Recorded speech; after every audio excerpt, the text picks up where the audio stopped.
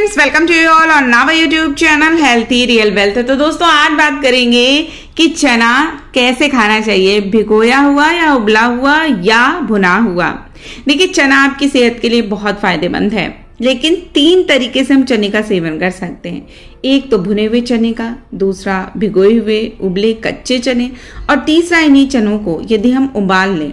तो आज जानेंगे कि आपके स्वास्थ्य के लिए इनके क्या फायदे हैं और किस तरह से इनका सेवन करने से क्या क्या आपके शरीर में पोषण मिलता है।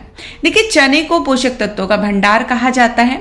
रोजाना चना खाने से शरीर को प्रोटीन, कार्ब्स, आयरन, फाइबर मिलता है। हेल्थ एक्सपर्ट्स के मुताबिक एक स्वस्थ व्यक्ति को रोजाना 50 से 60 ग्राम चने का सेवन जरूर करना चाहिए। लेकिन अक्सर लोग इसी बात को लेकर कंफ्यूज रहते हैं कि चने को किस तरह खाने से ज्यादा फायदा मिलेगा, भिगोए हुए, भुने हुए अथवा उबले हुए। अगर आप भी इसी कश्मकश में हैं तो चलिए बात करते हैं कि चने का सेवन किस तरह से करें, कैसे इसका बेस्ट लाभ लें। देखिए, चने का सेवन स्वास्थ्य के लिए बहुत फायदेमंद है। चाहे तो आप किसी भी रूप में से ले सकते हैं, चाहे भुने हुए रूप में ले, भिगोए रूप में ले, उबले हुए रूप में ले, तीनों ही रूप में यह बड़ा फायदेमंद है। लेकिन अलग अलग तरीके से इसे लेने से इसके अलग अलग गुणों में वृद्धि होती है। देखिए, भुने हुए चने जो होते हैं उनका स्वाद ज्यादातर लोगों को पसंद आता है। लोग इसे नाश्ते में चाय के साथ खाते हैं। डायबिटीज के मरीजों के लिए बड़ा फायदेमंद होता है।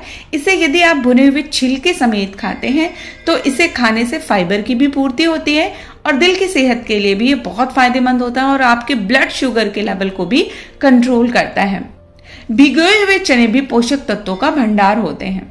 देखिए, जब भी हम किसी चीज को भिगो देते हैं तो उसके न्यूट्रिएंट्स और बढ़ जाते हैं, और यदि उसके अंकुरित कर दें तो उसमें प्रोटीन की मात्रा और ज्यादा बढ़ जाती है। भीगे हुए चने मसल्स को मजबूत बनाते हैं, और यदि आपको डाइजेशन की प्रॉब्लम है तो इसे आप थोड़ा सीमित मात्रा में खाएं। 1 मुट्ठी से ज्यादा भीगे हुए चने नहीं खाने चाहिए। अब बात करते हैं उबले हुए चने की। देखिए, उबले हुए चने के सेवन से आपकी हड्डियों को मजबूती मिलती है और ये डाइजेशन के लिए भी थोड़ा सही हो जाता है और शरीर को कई स्वास्थ्य संबंधित समस्याओं से बचाने में मददगार होता है। चने में आयरन बहुत होता है, तो चने को खाने से आयरन की कमी तक को भी दूर किया जा सकता है। इसके अलावा यदि आपकी आंखों की रोशनी कम है तो चने का सेवन करें। इससे आंखों की रोशनी तेज होती है। खासकर भुने हुए चने का थोड़े से गुड़ के साथ सेवन करें तो एनीमिया और आंखों दोनों के लिए फायदेमंद है। चने का सेवन आपके ब्लड शुगर को कंट्रोल करता है। चने में मौजूद एक्स्ट्रा ग्लूकोज की मात्रा को कम करने वाले पोषक तत्व पाए जाते हैं जो डायबिटीज को कंट्रोल करते हैं, और चने का सेवन आपकी हड्डियों को मजबूत बनाता है। अब बात करेंगे कि चने खाने का सही समय क्या है। चने का सेवन आप सुबह और शाम के नाश्ते में कर सकते हैं। सुबह हमेशा हैवी ब्रेकफास्ट करना चाहिए।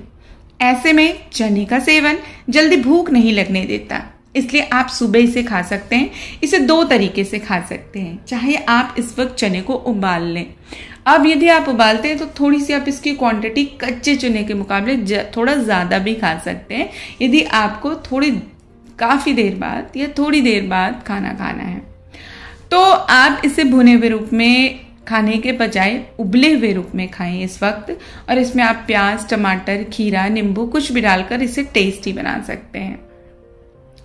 चूंकि सुबह का समय हमेशा हैवी ब्रेकफास्ट होना चाहिए, तो ऐसे में यदि आप वेट लॉस जर्नी पे भी हैं तो आप भिगोए हुए चने खा सकते हैं, लेकिन इसका सेवन हमेशा सीमित मात्रा में करें, और उबले हुए चने आप थोड़ा सा इससे ज्यादा खा सकते हैं।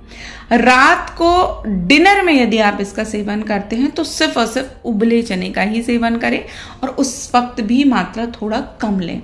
भुने हुए चने की बात की जाए तो भुने हुए चने को आप स्नैक्स के रूप में दोपहर की या शाम की चाय के साथ आप ले सकते हैं। तो ये वो तरीके हैं जो चने लेने के सही तरीके हैं, और इनके अलग अलग पोषक तत्व हैं। हालांकि तीनों ही तरीके से चने लेने बहुत ही फायदेमंद होता है। आप अपनी जरूरत के मुताबिक और अपने स्वास्थ्य के मुताबिक और अपने पेट के डाइजेशन के मुताबिक इसकी मात्रा को सीमित या ज्यादा ले सकते हैं। लेकिन आप जिस भी रूप में चने का सेवन करें, यह आपके स्वास्थ्य के लिए बहुत ही ज्यादा फायदेमंद है। तो दोस्तों, आशा करती हूँ ये वीडियो हेल्पफुल रही होगी। वीडियो पसंद आए इसमें तो शेयर करें, चैनल को लाइक और सब्सक्राइब करके ही जाएं। तो फिर मिलते हैं, तब तक के लिए नमस्कार।